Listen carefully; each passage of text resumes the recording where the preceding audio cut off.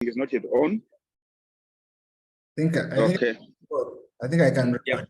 Yeah. Yeah, perfect. Yeah, I've got a message that in progress. Okay. We keep being the first. You know, we have to develop a culture of doing things whether people are there or not. Yes, yes. And then they will see. Yeah, they will see, and finally we shall grow. Yes. I'm happy to have you on the team. You are our own. Yes, and, you understand the vision very well. Yes, I know. Yes, yes. I think that's how we shall be able to move. Yeah. Yeah, it's okay. So you are totally in charge. I think I'll give Mr. Moses. I think I will give it about 10 minutes just to allow the rest of the participants to join. Yeah, it's okay. It's okay. Yeah, we must allow as many people to join, and we shall always start. Because I don't want to start. I've seen somebody from Barara University. Okay. Says he's joining with 30 students. Wow, that's great. At Barara High, and they are doing web designing. Okay, that's great. I think let's wait. They are setting up. Yes. I think they are setting up so that they can be able to see. That's wonderful. Yeah, but yeah, it's a great step. Okay.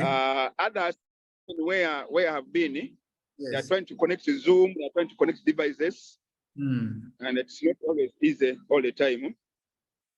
Okay, because I can see the numbers. Yeah. Numbers are still low, but we can. It's okay. So let me sign out. I'll be coordinating. I'm going to charge a bit and be in to support here and there. Yeah, but that's the way to go. Thank you so much, Emma, and thank you, members. I don't know who is senior. We needed to know each other, but good. Let's push on. No, thank you. Yes, all right. Thank you very much, Mr. Moses. Yeah. I want to welcome all the participants today in this session in our first session, basically, the introduction to programming. Please, I want you to be a bit patient as we wait for the rest to join in. I don't want to start the presentation before most of our participants join in. Yeah, so let us support them about 10 minutes probably. And we shall then, that means we shall kick off at 3:20. I'm sure by then we shall have a bigger number. Yeah, okay, thank you. As we wait, yes. Those who are having questions about programming, they can keep posting there. Okay, that would be great. And also our introduction, whoever can access to type in who we are. Yes. We know each other always as we wait. That's a great idea. In case you have any questions about programming, what you'd like me to share in the presentation, that move on. It would be great to type it in the chat so that we can also be able to address whatever you're sharing.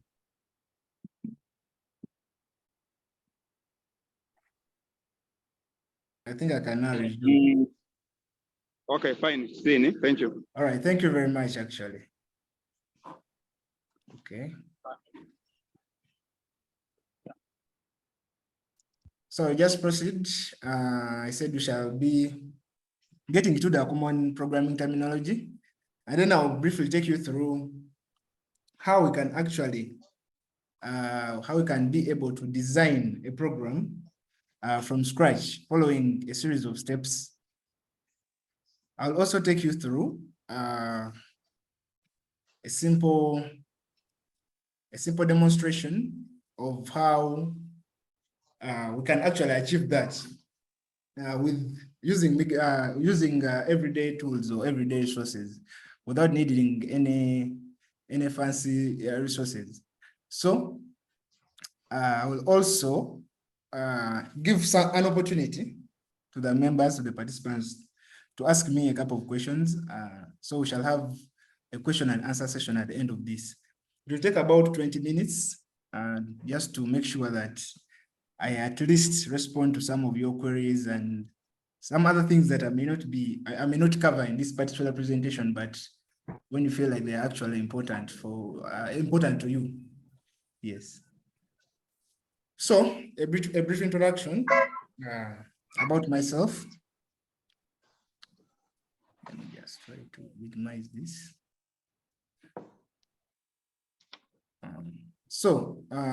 My name is Emmanuel Muboki.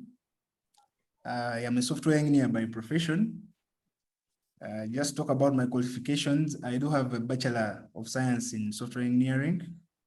I also have a certificate in Enterprise System Administration and Fiber Optic Networking.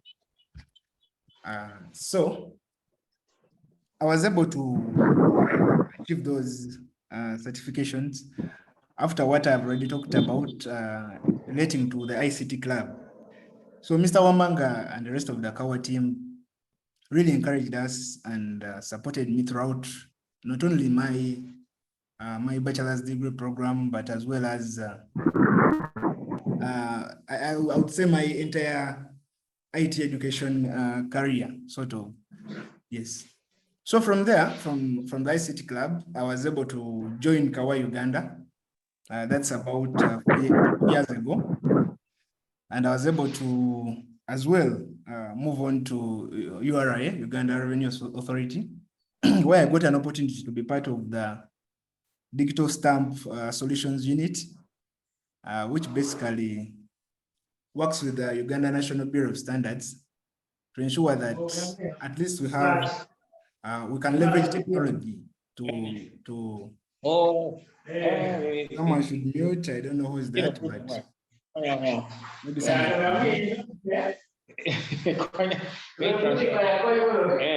I really don't know. I think that's James Okwera. Maybe try to see if you can him.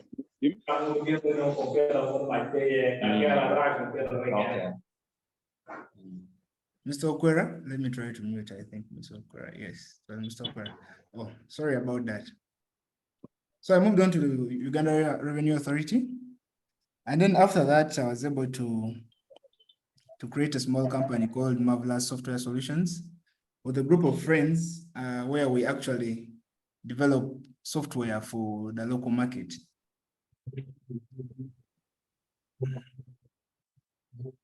So as part of the KAWA team, I was able to launch, I don't know, I've lost count of the number of schools that, the number of schools where we've launched our clubs. There are quite many schools. I had the privilege of going to the schools and talking to a lot of young people around the country, trying to spread this, what we can consider the gospel of ICT, so that we avail them that opportunity for them to reach a level where they can actually benefit from technology, so that we don't leave Uganda behind in terms of ICT. So I'm very glad and I'm a very proud member of these ICT clubs. And whenever I get an opportunity to share something, I always come back and share one thing or two. Yes. So just to go through the purpose of why we decided to have these weekly online trainings. Just briefly, I'll just go through them a bit faster, considering the time. So we want to make sure that we nurture the ICT innovations and skills of our dear learners and make sure that they develop practical ICT skills above the normal ICT curriculum. So this is one of our main objectives when it comes to the ICT club. We want to see people being more creative with the resources that they have. We want to see them utilizing their ICT laboratory. You find that in most of these schools, when you go there, the ICT lab is only for special occasions. In a term, they might use the computer lab for like maybe 3 times. They can use like 3 times, 4 times, which is really not optimal of using the laboratory. So that's why we are making sure that at least if we can engage with the students each week and make sure that we advise them on what they can do, what they can create, what they can build. We think that this will be very beneficial at the end of the day. So secondly, we also want to increase the ownership and responsibility for the computer labs. You understand that people don't value things that they don't deem valuable. So if someone doesn't value what they are being offered, you find that in the long run, they'll find a way to actually waste whatever they've been given.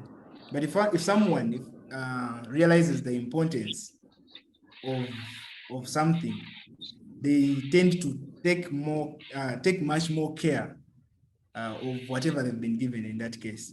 So that's the kind of attitude we want to instill in our ICT club members, so that they can appreciate these computers. Because sometimes you go to schools and you find that people actually write on the computers. Some of the computers are destroyed and things like that. So through these weekly trainings, we want to see that we equip the students so that they can actually see the value in their computer labs. So we want to also facilitate continuous engagement among the ICT club members. Basically creating a platform where we can meet every week to share ideas and to share ICT related ideas and notions, just to be a bit clear. Yes, so it's to also be a platform for us to share ideas with our partners, UCUSAF, who are actually part of the team that is making sure that this happens every week, and as well as the people who will be sharing some of the devices that we shall be delivering most of the schools, the Raspberry Pis, the microbits, and so on. Yes. So lastly, it is also a way that we think that it is also one of the ways that we think that we shall be able to gradually transform Uganda from a peasant to a modern economy. That is the Vision 2040. We believe that if we can facilitate the ICT clubs and also encourage people to pick up an interest in ICT, I believe that in the long run, we shall be able to achieve that Vision 2040. Okay, so for today, in my presentation, at the end of the presentation, we are going to be able to learn, just like I mentioned, we shall be able to learn the common programming terminology. We shall get to see some programming languages that we can actually use when we are coding, when we're developing our programs. Then I'll also give a brief analysis and in-depth in-look of what computer programming actually is and how it works. So I will show you how the computer actually gets whatever input we put into it, and then how it can actually, at the end of the day, be able to return to us an output that is useful to us, in other words. Yes, so finally, I will be able to show you how we design and plan for a basic program, a program application system.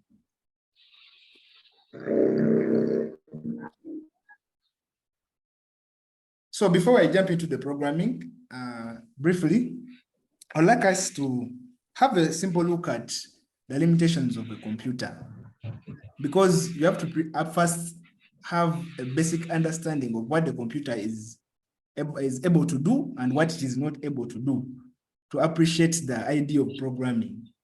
So we have to agree that our computers, to begin with, they have no IQ, in other words, they cannot reason. They lack common sense, they have no feelings, they are not knowledgeable, they cannot express ideas, for example. They have no implementation power, they are user dependent. In other words, it has to be a user who has to actually come and do something with the computer for it to be deemed valuable at the end of the day. So they have no learning power or no decision-making ability. So these days, I understand we have artificial intelligence, and some people may argue that maybe the computer can actually learn, can make decisions and all those things. But that is not possible without the programming side. Someone has to actually come and program that particular computer. Other than that, it's just a collection of software and hardware. Just to summarize that. Yes. So what is programming? What is computer programming? So programming, in simple terms, is the process or activity of writing computer programs. Whenever you see someone seated on a computer with their IDE or whatever, trying to code. So that process of writing a program, we summarize it using one term, which is programming. So we can also take it up a notch a bit and say that programming refers to a technological process for telling a computer which tasks to perform in order to solve problems. So by the time we begin our programming process, we have to be able to aim at something, to aim at a certain goal that we want to achieve. So we program towards solving problems for the most part. Some people program for fun, or they do programming as a hobby, but for the most part, people actually program. So what programming enables us to do in today's world?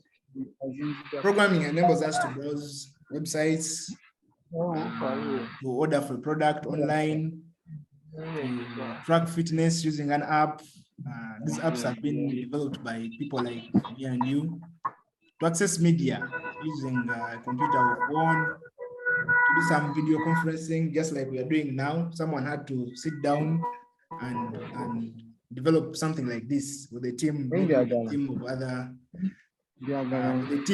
of people putting together ideas to come up with something like this, something like Zoom. So automation of businesses, space exploration, and so on. So what is a program to begin with? A program is a set of instructions that a computer uses to perform a specific function. So, like I said, we always develop programs to achieve a certain objective. So for us to be able to achieve that objective using a computer that cannot think for itself, someone has to write instructions, directed, explicit instructions for that computer, so that when the computer executes those instructions, it can then bring out some valuable or meaningful output. So to use an analogy, programs like computer recipe. You've heard of recipes, cooking recipes. I think they're the most common, where you have to go through certain stages to prepare maybe a cake or an omelette or something like that. So here we write programs basically using different ingredients. If you had to use this analogy of a recipe, we use numeric data, we use images, we use statements or code to tell our computer how to execute that particular task that we are trying to achieve. So we also have what we call an application. So I'm bringing this in for us to at least have become aware of the difference between a program and an application. So in the software world, we normally use those interchangeably, but when many people use them interchangeably, but I don't think that should be the case. We need to understand what's the difference. So an application is a software that directly helps a user to perform tasks. So a program helps a user to perform tasks, and an application does the same. But what is the difference? The difference is in the fact that an application has a user interface, but there are some programs that actually do not have a user interface. So an application is a program, yes, but there are some programs that don't have interfaces. So whenever you have a website, for example, most all websites have interfaces. So that is an application. You can say that is an application. So when you hear someone saying I'm developing an app, what they actually mean is that they are developing something which has a user interface, something that a user can use to interact with the program. Though when someone says I'm developing a program, they're not being explicit. So you may not be sure whether they are developing something with an interface or something without an interface. So applications are specifically those with the user interface. So the two intersect, but they are not synonymous. So just moving on. Examples of applications we have. I'll just give 2 examples just to drive the point home. We have car assembly robot software, as well as product picker software. So just to use an image to explain that. So we have some machines that are used on assembly lines in many factories. That is sugar factories and all the factories anyway, that use automation as a way, as part of their business processes. So in this case, you realize that these machines on the side actually operate on their own. Someone designed a program to instruct them on how they interact with these vehicles on the assembly line, such that there is minimal, in such a way that there is minimal interaction, minimal involvement of a human being. As you can see on this assembly line, there's no person holding or maybe interacting with the machine. There's no user interface anywhere. These machines operate on their own. Yes, so that's what we were meaning by programs which have no user interfaces. You can actually write a program which no one is going to be able to see, but when you integrate that program with the machine, it will be able to execute the tasks that you've been able to tell it. This is very common in embedded systems, where you just design a program, integrate it into something, and then that thing executes that particular program to achieve a certain goal. So another example of that is the product picker in warehouses. You understand that these days the delivery business is booming. There are many delivery companies, Amazon and so on, Jumia and so on. So these companies these days use automation as well. They use devices. They use devices that you can see on my screen here, that can actually pick a product from wherever it is and take it to another location. So someone had to write that program as well, so that to enable this particular system or device to be able to execute such a complex task. So what's a system? Another definition. A system is a set of integrated devices that input, output, process, and store data and information. So I'm bringing this in as well to differentiate a program, an application, and a system.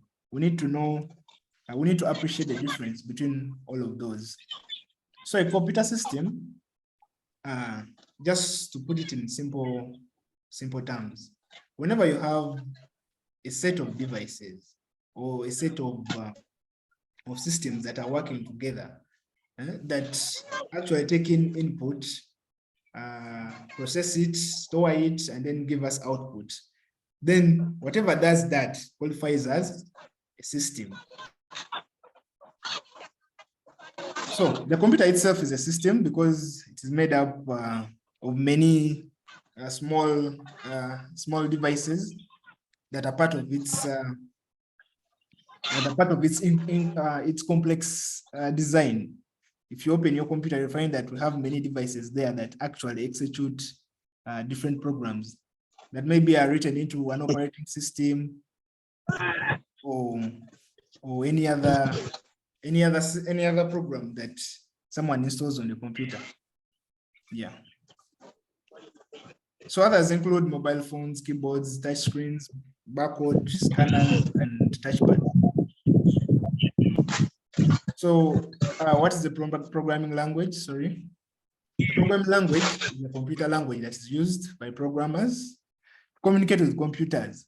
So for us to be able For us to be able to mute, someone. Sorry about that. For us to be able to write programs, we need to understand what a programming language is. So whenever you need to communicate with someone or anything else, you need to find a way to communicate to it in a way that it understands, that it can interpret and understand. So for us to be able to communicate with computers, we use programming languages. In summary. Oh, sorry, moving backward. So another definition of a programming language is that it is a system of notation for writing computer programs. So we shall look at these programming languages in detail as we move ahead. So there are quite many. We have many programming languages, as you can see in my image here, but I will cover the top 10 that at least a starter should at least be able to recognize and to know. I'll cover what they actually do and how you can actually take advantage of them as well and utilize them in your programs. So our next three definitions, we'll define code briefly. So code refers to a set of instructions written in a particular programming language. So whenever you write an instruction for the computer, on each line, we call that a line of code. So each instruction is called code. So to differentiate that, also other people call it source code. So source code is code after it has been processed by a compiler or made ready to run on a computer. If you've been able to write a set of instructions and those instructions have been processed by the computer, by a compiler, then they turn into what we call source code. Then for machine code is simply code that can be read by a computer's hardware processor. In other words, it is code that has been reduced to ones and zeros that a computer understands at a hardware level. Sorry.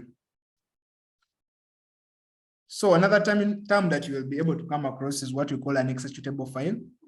And this is basically what we get when we are done with the programming process. In other words, when we've written our code, it has been compiled by our computer. And then at the end of the day, it gives us an executable that a user can actually click on to execute our program. So this is normally represented with a .exe extension on your computer. Whenever you go on your computer, maybe you want to start, you want to open a Word document, you want to open Microsoft Word, you want to open VLC, you find that all these executables have a .exe extension, as you can see here on one of my programs, on my image anyway, that I got from one of my programs on the PC. So what is a compiler? I just talked about a compiler. A compiler is actually a special program that translates a programming language source code into machine code or byte code or any other programming language. So compilers can actually translate machine code into a high-level programming language, and they can also do the opposite. They can translate it from high level to machine level.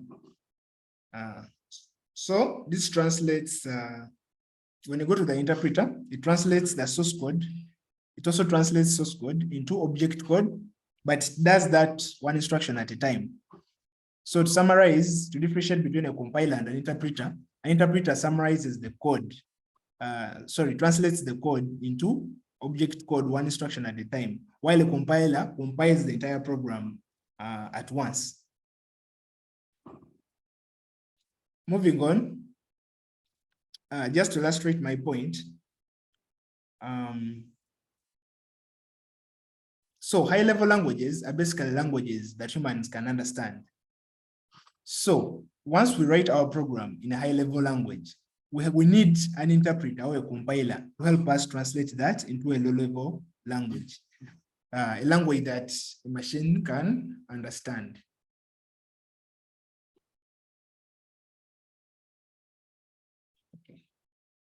So lastly, under our translator software, so compilers, linkers, and interpreters, we call them translator software. So what is a linker? So before we get to understand what a linker is, we need to understand what linking means. Or linking as an idea means. So linking is the process of collecting and maintaining a piece of code and data into a single file. In other words, how do we get our code and put it into one single file, which we call an object file, which we give a single name, an object file. So our program is normally turned into an object file, which is turned into a machine, which is turned into a machine language. Yeah, so we do that with the help of what we call a linker. So a linker simply performs the process of linking. Then linkers are also called link editors. That's another name for them.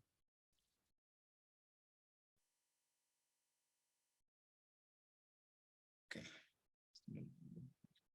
So to summarize the process of programming, so we begin with the programmer who writes the code. Then the programmer is able to take advantage or to utilize a compiler or interpreter to convert the code into machine or byte code. Then thirdly, the computer executes that code using a processor, a hardware processor. Then at the end of the day, we are able to perform, we are able to make our computer perform a task or a series of tasks. So it's just 4 stages. Writing, a programmer writes the code, the code is compiled and then executed by the hardware processor, and then we are able to get, at the end of the day, we are able to see our computer do something that is intended by that programmer. So briefly, I'll run through programming languages, the idea of programming languages. So to summarize the types of programming languages, we have low-level programming languages that I talked about briefly. These are languages that a computer can understand straight away. These are languages that use zeros and ones or the binary base to communicate with the computer. In other words, in this case, we don't write these programs using words that humans can understand. We simply use zeros and ones. We normally use these when we are developing systems that are very tiny, that have a low memory capacity. In other words, because high-level languages actually take up more storage space than these low-level languages. So high-level languages, just like I've mentioned, are very user-friendly, but they are slow because of the need for us to compile them into machine language. While for machine language, we simply write it and then it is executed by the computer. So there's a lag there because of the involvement of the compiler, interpreter, and linker, and all those things. So by the advantage of high-level languages is that we can read them, we can write, and can maintain them easily because we can understand them as human beings. So these are many, and we are going to be looking at them briefly in a short while. So we also have middle-level programming languages. These are basically intermediate languages that have features of high-level and low-level languages. In other words, it's a mixture of the two. It's sort of a hybrid language, which gives you elements of low-level and high-level. So advantages of this is that they support the features of high-level programming. They are also user-friendly, fairly user-friendly, and they are closely related to machine language and human language as well. So an example of that is assembly language, which is a language that uses symbols to represent these languages. We shall look at assembly language in our upcoming sessions. So just to summarize using this image, low-level languages use ones and zeros. Middle-level languages, for example, the assembly language uses mnemonics or symbols to create instructions for the computer. Then high-level languages use a language that humans can understand. For example, in a high-level language, you can actually write an instruction. For example, print this or show me this, something like that. something that someone can actually read directly, which is not possible in a low-level language. Additionally, just to represent that a little bit in a different manner, we actually want to see how, as programmers, we want to see how we can start from a high-level language and then get to a level where we can write a program that a computer can understand straight away at a hardware level. So we begin with the high-level language, maybe as starters, and then second, we'll go on to assembly language, machine language, and then that machine language will obviously be turned into, will be executed by our computer. So these are different levels of programming, and you'll find different programmers do their work on different levels. You find some high level, at least many people are high level language programmers, but you find people who are into embedded systems, people who develop the systems similar to the one that I showed you on the assembly line. We normally use programs, assembly language based programs and machine language based programs to do that.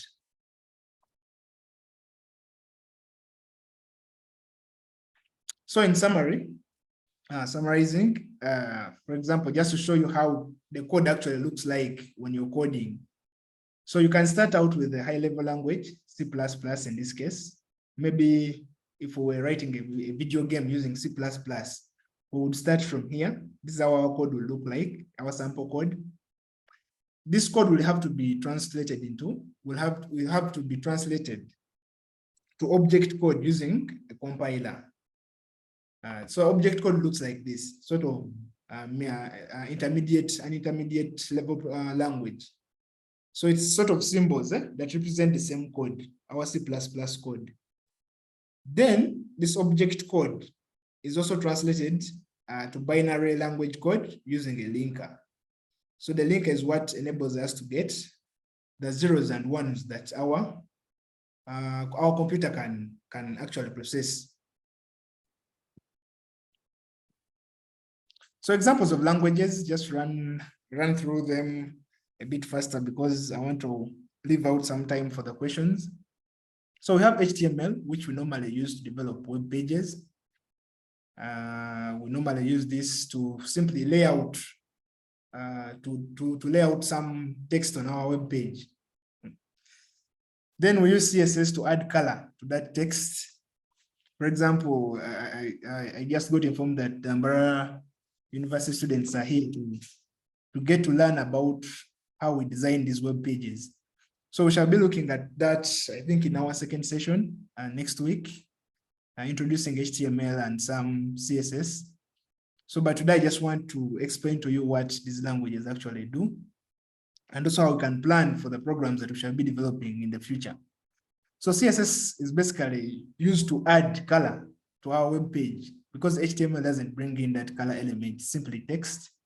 So we need CSS to add some color to that.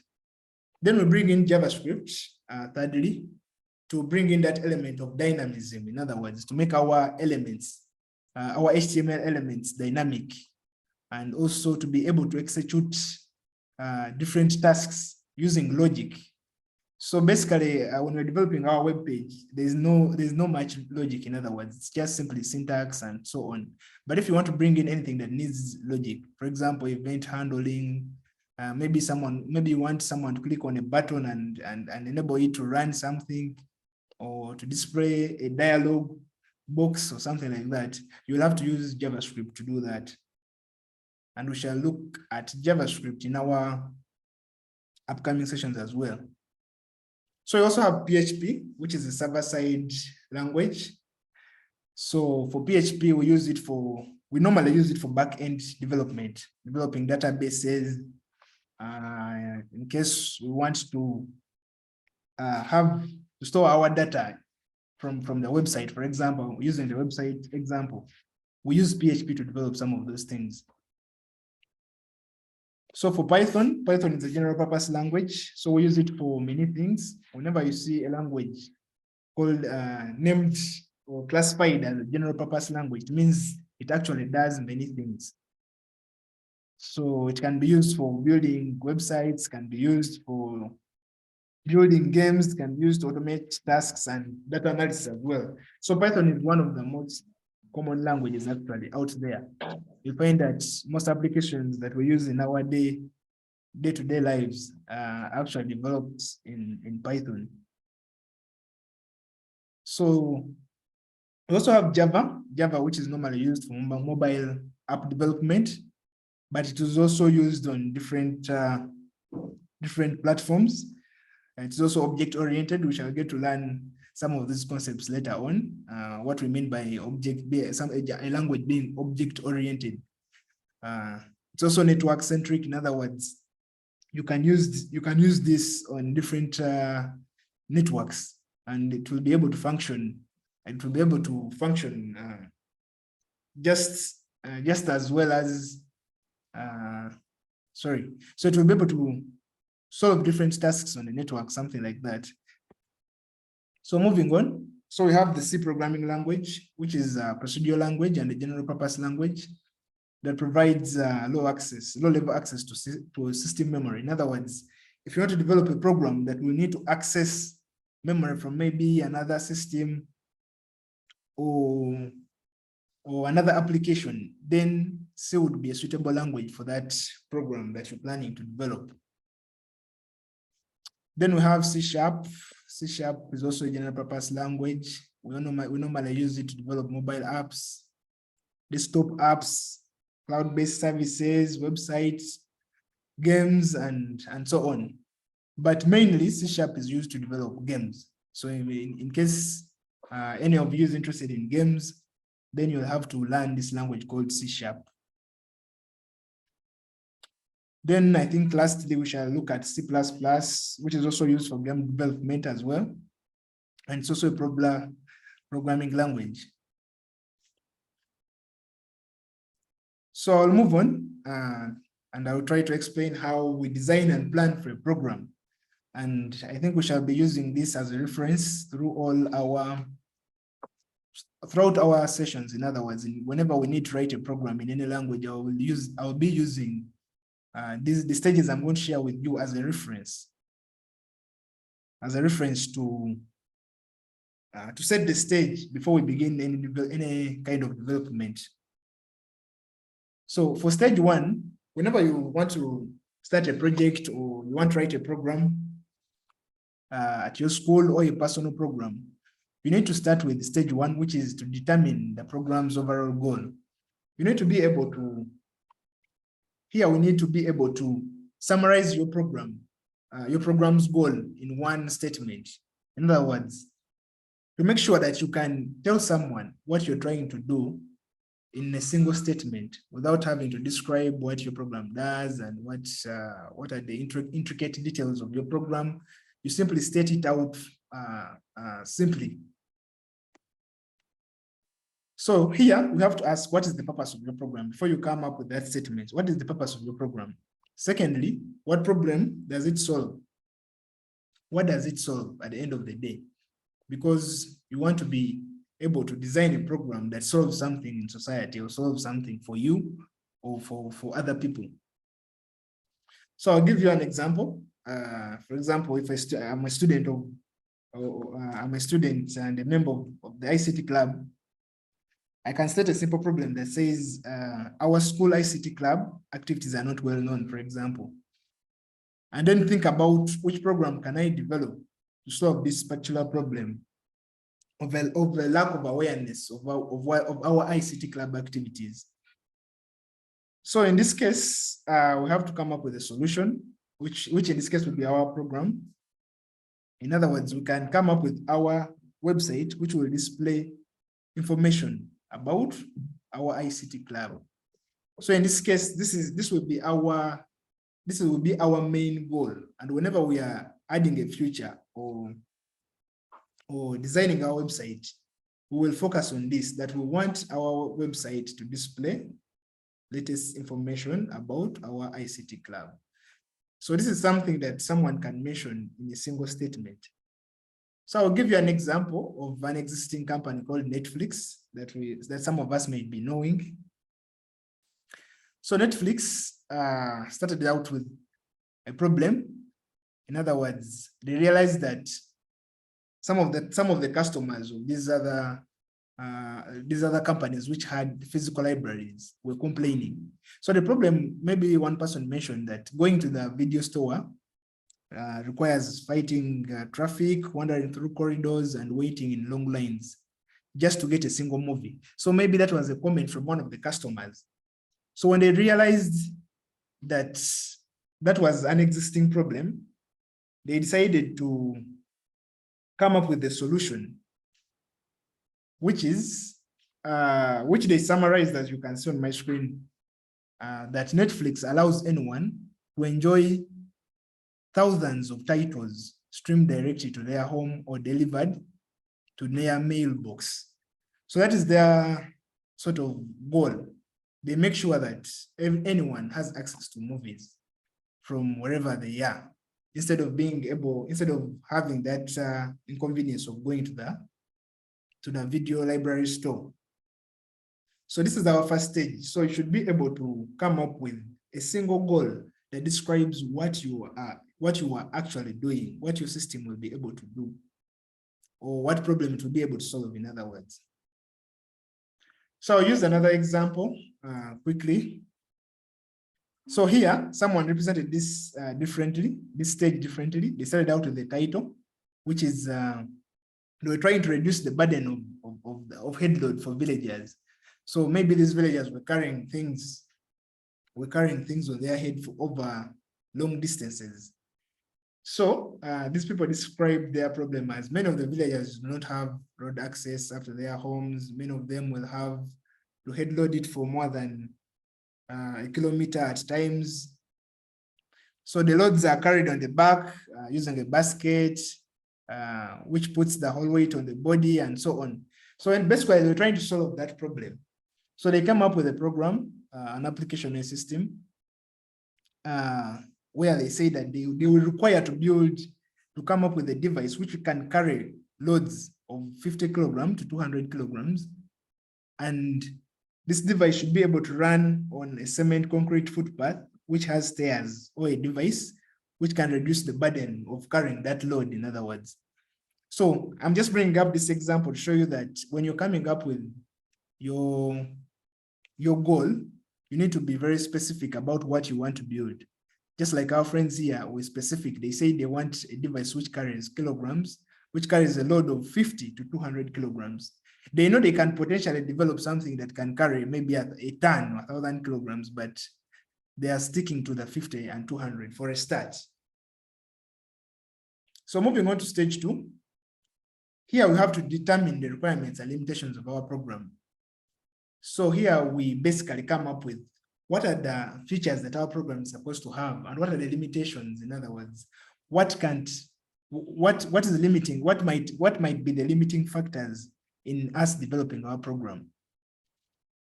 So for the requirements, we need to determine the inputs. What will be the inputs of our system? Do we need the user to input their name? Do we need the user to maybe use their voice to say something? So we have to be able to plan for this, plan out to air out the inputs and be clear about them. So the purpose of these first stages is actually for us to gain clarity of what we are trying to build. So secondly, we have to determine the outputs. We have to be very clear about that before we even start coding or writing any instruction. We have to know what is our program going to output. What will our website show? What will our phone show when someone inputs something? Which page will it display? Which images will it be able to display? So that is very important. So we also have to come up with, we have to be aware of the limitations that we have at that point. For example, is there a deadline? So if our program or project is going to take a week, we shouldn't plan to design it as if we have 2 months. So we have to put that in our plan. Then secondly, is there a budget? Is there a limitation in terms of price? We have a fixed budget. So for example, if we're developing our system, which has, let me say, which might need an expensive device, or a robot that might need a camera, but we find that that camera is expensive, then we will have to actually adjust and develop a program that does not include that camera, if that makes sense. So do we have memory restrictions? So does our computer have enough memory to be able to hold our program and maybe its images, the images that will be part of the program? So these are very important things that you have to ask yourself at stage 2. So thirdly, we need to be able to come up with abstract illustrations of our program. In other words, we need to be able to sketch out how our program will look like, how our program will look like at the end, or when the user has executed the task, how will it look like? So here we need 2 things. We need pseudocode, what we call pseudocode, and mockups or sketches. And this is, I think this comes in handy in website design mostly, and as well as mobile app development. So here you can use applications like Adobe XD, Fluid, Mockingbird, mockups. These are all available to help you design pseudocode and sketches. So what do I mean by a mockup? A mockup is simply a static design of a website, of a web page, sorry, or an application that features many of its final design elements. In other words, before coding, you need to sketch out your web page, for example. You need to structure it out and try to show us those abstract features that your website will have before you even get into the intricate details of programming language. So a mockup is not a polished live page. It's just a sketch of what your website will look like or your app will look like. So it's we simply create mockups to bring life to an idea, because this is where we start, sort of building the foundation. So here I have an example of mockups, some examples of mockups, as you can see on my screen. This is someone who was trying to build a website, and they came up with mockups. They followed the design stages. They came up with some mockups. They created a home page, a portfolio page, contact us, maps, and our team page. So you have to come up with something like this in case you want to design an application. So I'll just show you a couple more as I try to save time. So this is someone who was trying to design a sports online store. Here, someone was trying to design a music store. So you can see that they drew some search bars. They drew a user menu, a navigation menu. So these are very important because they actually set the pace for how you're going to design your program, which programming language you're going to use, things like that. So again, here someone was trying to design an app, so they decided to sketch it out, sketch out the screens. So this is the same. So they were trying to as well sketch out how the screens will look like, how the registration page will look like, how the login will look like. So this is another mock-up, though, using the apps, using the platforms that I've just shared with you and the apps that I've just shared with you, we can actually come up with better looking mock-ups like these ones without necessarily using a pencil or a pen. You can go to those platforms and design something really nice like these ones. So then for pseudocode, pseudocode is simply an informal way of writing a program. In other words, it is a way in which we write a program without using a programming language. So we simply write the program using English, sort of sketching out a program. Even if you don't know the technical aspects of a language, you can actually write a program before you can go to the actual code. Though pseudocode is not compiled or interpreted, pseudocode is simply a sketch of a program, an outline. I think outline is a better word. It's an outline of a program. So it simply helps us to describe how an algorithm works and helps us to explain a computing process to less technical users. So some users may not actually be into those, into technical things, and they want you to break down your program into something that they can understand. So it also helps us to design code in a group setting. That's why I always advise people before you actually start designing your program, you can actually begin by writing out pseudocode and then discussing it with your friends to see what is the best approach in terms of how you can design the program that you want to design. So this is an example of pseudocode, but I'm doing this pseudocode in terms of using an example. Let's say we are trying to make a cup of tea. We have to follow certain steps or certain rules that will enable us to achieve that wonderful cup of tea. So to summarize, we can begin by organizing everything together. We plug in a kettle, we put a tea bag in the cup, we put water in the kettle, we wait for kettle to boil, add water to the cup, remove the tea bag, add milk or sugar. So I think just from me reading this, you can get the idea that we are trying to outline the process of creating a cup of tea, of coming up with a cup of tea. So that's what we do as well when we are designing programs for a start, before we actually even write them in a programming language. So this is another one for a game. Someone was trying to develop a game. So they sort of, in their language, they were able to write it out. As you can see here, there's actually no code. There's no code in any language or Java or whatever. Someone was just writing out statements in a language that they could understand.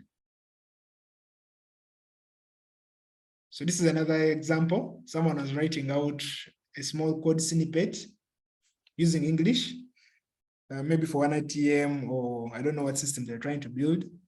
But here I was saying, if balance is less than 100, I want you to print the word insufficient funds. Then otherwise or else, if the issue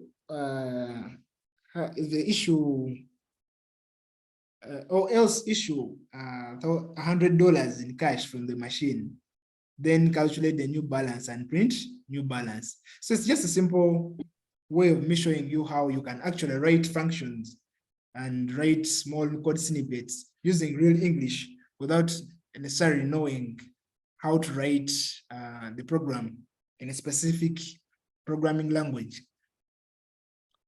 So this is another example. Let me just skip over it. You can see we're running out of time. So for the first stage, you need to find out what technology can help you in the development process. Because you understand that these days you don't have to develop anything from scratch. For example, our friends who are trying to develop a website, you don't need to build a website from scratch. You can take advantage of platforms like WordPress. You can take advantage of many libraries, HTML libraries, CSS libraries like Bootstrap that are out there. So it's always good for you to take some time to look out for some of the technologies that can actually help you through this process.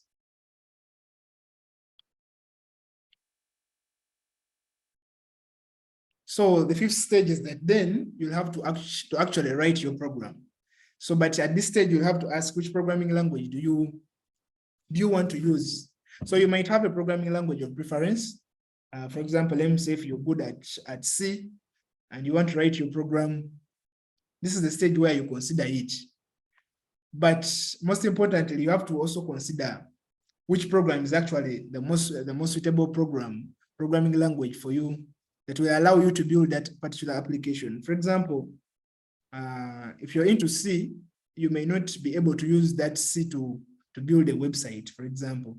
So you may have to adapt or to change and use HTML, maybe some CSS, and then some JavaScript, instead of using the programming language that you want. So do you need an IDE? So by IDE, I mean a software program that is actually built to make programming easier. In other words, these programs, IDEs, are developed to make the process of coding easier. So I actually prepared a session, an upcoming session, where we shall actually discuss all these, the most common IDEs, Visual Studio Code, Eclipse, Adobe Flex Builder, Code Blocks, and so on. So we shall have an engagement where we actually share all these ideas as we go on. Yes, so this is an example of code that is written without an IDE. It's just written in Notepad. So you can see that the way it is represented is not the best way out there. Someone may not be able to even understand what is going on here, just because it looks a bit boring. But when you bring in an IDE, this is how your code will look like. IDEs can actually beautify your code. They can add color there. They can help you to debug the program. They can as well help you to select elements that you want they can help you to select elements that you want to include in your program easily. So I'll go through that in our IDE session. Then step 6, you need to test and troubleshoot your program. Find out whether the program actually works as intended. Are there any errors or bugs? You can have other users test it out, see how they interact with it. What could be the cause of the errors? So that's why the troubleshooting comes in. Now, which debugging tools can you use to help you to weed out those errors? So you have to check the syntax as well as part of the troubleshooting. Have you written the programming language in the most appropriate way? Did you miss out a semicolon? Did you miss out a letter, something like that? So you can Google error messages as well. Maybe this is the error I'm experiencing. You'll find that many people have actually faced that same error out there. They've made mistakes and they've shared the solutions online. So it's always a good step for you to try to see how you can actually go and find out the solutions for yourselves. Then at this stage, things can become a little bit complex and you might feel like things are not working.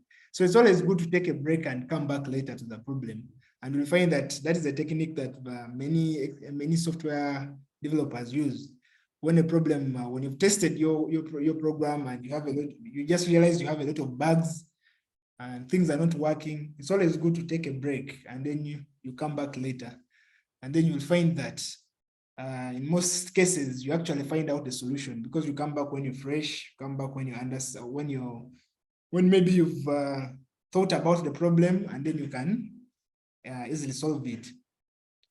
So when all the above refuses, when you haven't been able to succeed with all the above techniques, then I think the final stage is for you to ask for help. Yes, you have to take that initiative and ask for help because you might be, maybe you missed out something small that maybe someone else knows. You simply go out and ask for help. And then that person or whoever you ask will be able to help you out. So there are some things we consider when we are doing manual testing, So we consider about 6 things, but I won't go into them in detail. I will just mention them and then we shall proceed because I can see we've run out of time. So we have requirement analysis. That is basically what I've been talking about, seeing whether actually the program that you've created achieves what you intended it to do. Then if it is not, you come up with what we call a test plan. You come up with a test plan to test a certain functionality. Then you come up with what we call a test case. A test case is simply a list of instructions that will guide you into testing something. For example, if you're testing a certain feature on a mobile app, you might come up with a test case that outlines how that particular feature is behaving currently and how it is supposed to actually behave. Then you go on debugging each step by step. So that is where test case execution comes in, when you actually debug that the program case by case. So we have defect logging as well, which is basically using some inbuilt tools in your IDE to help you find out where the problem is. So finally, we have defect fix and re-verification, which is basically correcting all the errors in your program. So our final stage here is basically finishing your program. Yes, once your program is working fine and everything is okay, you can then publish it, and then you can as well demo it to others. because the programming process at this particular stage is done, because what we're looking for is to ensure that your program is actually complete and working as intended. So to summarize the design process as we close, we begin with an overall goal. Then from the overall goal, we come up with requirements and limitations. Then from requirements and limitation, we come up with design mockups and pseudocode at stage 3. Then from stage 3, we come up with, we go out there and search for helpful technology that can help us in the development process. Then we come up, then we write our program. We actually write the program, we troubleshoot, we test and troubleshoot, and then we finish our program. So please allow me to stop here in terms of my presentation and give an opportunity to those who have some questions to share with us as well on the platform, so that maybe I can hopefully be able to answer some of them. So anyone who has a question can actually unmute and share with us as well. Share with us their question, share with us what they would want me to maybe expound on or elaborate on. Yes. So Emma, let me start with a word of thanks. I would like to thank you for the wonderful presentation and the guidance you have given us. Yes. And just as a matter of being serious, yes, I think we're going to maintain this on every Saturday. Maybe if members have some other ideas about the time, you can suggest. But I've also seen that on our side, we already have some devices which members can use. Those who are going to do projects related to either robotics, those will be able to use the Raspberry Pis, where you'll be able to test out your code. You can be able to write your code either in Python, either in C#, whatever. There are some facilities that we already have in Kampala at Marshall Ground. So we are not going to give really to everyone, but people who are serious and are trying to do projects, we are going to share this. So let's be open and speak out on this. Let's say if there's any question, let's share. Yeah, but we are moving on well. Thank you so much. Members, you can open up and share in case you have any question or any contribution to make. And also, we didn't introduce ourselves. I don't know which schools are in. At least I can see Jinja College, I can see Masaba says Kalio High, where we are Namagunga. Yeah, Namagunga, you challenged us so much because when we came there to launch, we saw actually a parent. That parent tickled us so much to see that we spice up ICT. He said, start young. Start with these children when they're still young. Let's start to do this kind of work. Also, when I reached this ends of Luwele and school called St. Kizito, the head teacher told me that it is important that we also fight for our space, our ICT space on the program. Why should there be musical competition? Why should there be a football competition? Why should we have volleyball, whatever? So next year, we are fighting for our space, that we are going to have all of these competitions starting at a lower level. And I think this training is going to help in terms of preparation. So we hope that next year, the ministry will put this on a so that we can have every school. And now we're also trying to advocate at the level of head teachers association, so we can have a team of head teachers who are also talking for this. And then we also have a teachers association as patrons to see that at every district where we have a club, we're able to move. I thank you for participating. Kindly, if you have a question or something to contribute, please go ahead. Thank you, Emma. Thank you. Thank you very much, Mr. Moses. So I think I'll start with Mr. Sewanyana. I think he wants to say something. Thank you very much, Mr. Emmanuel, for the presentation. My concern is, I'm going to share with us some presentations you've made. It will be very good for us to make up a follow-up of what you've presented to us. Thank you. All right. And then maybe before other members ask Emma, you know, these days we are activity-based learner-centered teaching. Exactly. I think in the course of the week, might be throw in activities. So we already activities which every participant should be able to do and maybe share screen in the course of the week. yes. So that next thing finds us somewhere. Okay. Go ahead, other members to ask. So, Mr. Moses, just respond to what you just mentioned. We actually have some activities lined up.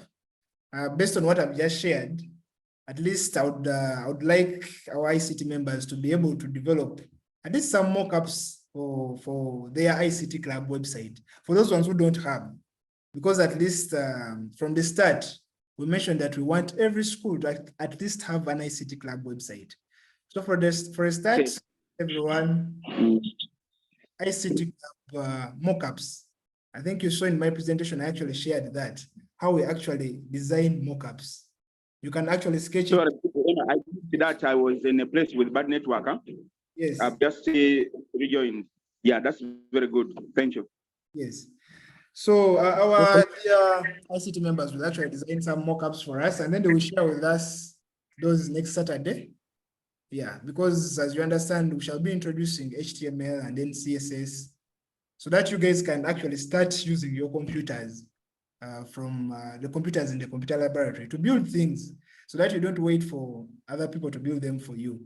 You guys have the capacity, you have you're going to have the knowledge to actually build those websites using your own skill sets. So I'll go to Trikona ICT Club. Maybe they have something to say. Yes, hello. Yes, Good afternoon. Good afternoon. Yeah, thank you so much, Mr. Presenter. We have only one request. Yes. Although our network was unstable, so we request that you share with us your slides, if you don't mind. All right. Thank you. Welcome. So just to respond to our members from Trikona ICT Club, we are going to share this recording, first of all, and then we shall share the slides as well. In case you guys want to recap something, maybe you missed out something because of the network, you came in late. We shall be sharing all the presentations, we shall be sharing the video as well. You will simply have to click maybe on a link, go to the video, you can rewatch it, you can download it, you can keep it on your phone. So, because at the end of the day, we want to make sure that you have access to this, such that even 5 weeks from now, maybe you've forgotten the basics we discussed today, you can always refer to that recording. So all of the recordings will be shared with the participants. So Mr. Ashav, is it, the name is? Yes, Mr. Ashabahebwa Abdifabur. Ashabahebwa, yes, sorry. My name is Ashabahebwa Abdifabur, and I'm in my final year doing computer science at Mbara University of Science and Technology. That's great. Can we see you? We can actually. Yes, I can see you. I can see you. Yes, I'm in my third year doing bachelor's degree in computer science. I'm working with a few members. We are about 3. Yes. And today I was happy. Every Saturday I'm always at Mbara High School. So today I met their HOD, ICT, and he was like, there is another group that is running, that is doing ICT clubs. So that is how I ran it to you guys. That's great. Yeah, so I'm working on a project that we are introducing programming in secondary schools. So far we have trained more than 10 around in Mbarara. We introduced HTML, CSS, and JavaScript. We have a few projects we are working on, and glad that the students, the first group that I handled at Mbara High, have just finished their project. They have exciting work. I think one day you will be able to have a look at their work. But for now, according to the schools we have been doing with, we are planning to have a competition in 2 weeks to come, less than 2 weeks for the students showcase their projects. And I'm just excited and glad to be here. We shall be sharing more. All right. Thank you, Ashaba Hagwe, for sharing with us that such great work that you're doing, and we really appreciate the effort that you're putting in to promote ICT at ICT in Mbarara, in other words. So I really appreciate that. So I don't know whether we still have any other questions, people with questions. Ojambo, Mr. Ojambo. Yes, good evening, members. Good evening. Yeah, this is Ojambo Job. I'm a teacher at Davan Girls Secondary School. Yes. And unfortunately for today, I've not come with my learners. I've attended maybe just to represent them. Oh. Being the teacher on ground and the head of ICT department here, Yes. I'm so glad. And let me thank you for this wonderful program that you have just introduced, Mr. Moses and your team. We are so glad this side. Yes. Now, for me, I'm just requesting for maybe best text editors. Which ones can you recommend us to have in time as we prepare for the next Saturday? Yes. Since you'll be looking at Okay. Unfortunately, the HTML, CSS, and maybe JavaScript. yes. So we have an outline if on our ICT Club website. I don't know whether you have the link, Mr. Ojambo, but we outlined whatever we shall be learning on the ICT Club website. But we shall also be sharing whatever we shall be learning in our ICT group, in the teachers group, so that we enable our teachers to also be able to know what we are actually planning and what we think is the best next thing to learn. So we normally modify that outline to adapt to the feedback that you're sharing with us. Sorry. So whatever feedback you give us is what we actually adapt to and change that outline. That's why we are making sure that the question and answer session is actually the most important bit. It's just that today, because we started a bit late, I had to go beyond to sort of go beyond the estimated time, which is 40 minutes. The presentation is supposed to be 40 minutes, and we are supposed to have a Q&A for 40 minutes. Okay. So someone is saying you can also share the contacts so that we share with you, okay? So I'm going to share my contact as well here. Let me just share it here in the chat. But you can always reach out to us on our platforms, those on the WhatsApp group, and those on any other platform using our email, Facebook, and so on. So let me just type here my contacts.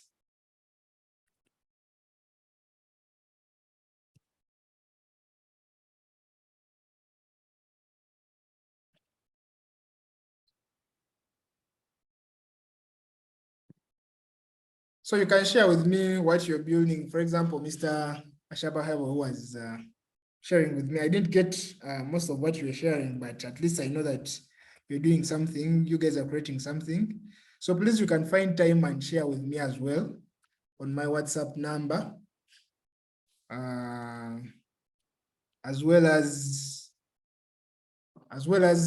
in the WhatsApp group. I don't know that you guys are in the WhatsApp group, but you can share with the ICT teacher, and then you can share with us as well. So that is my number that I've just typed.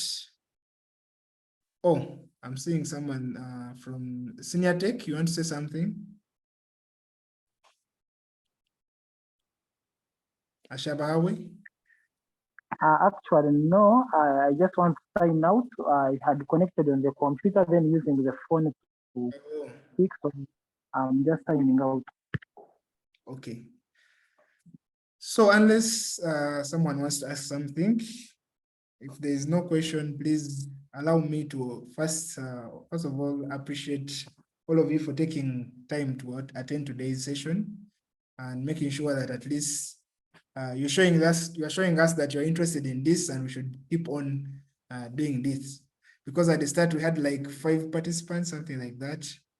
But now I'm glad that at least the number is growing, and shows us that our ICT club members are actually interested in learning some of these things, because we really want to supplement the ICT curriculum that is a bit less practical. We want to bring in that practical bit where if a teacher shares the concept in class, or maybe the teacher teaches you secondary devices, teaches you about memory or things like that, you can actually go to the lab and then put some of those things in practice, get to use the hard disk, get to use these embedded systems, things like that.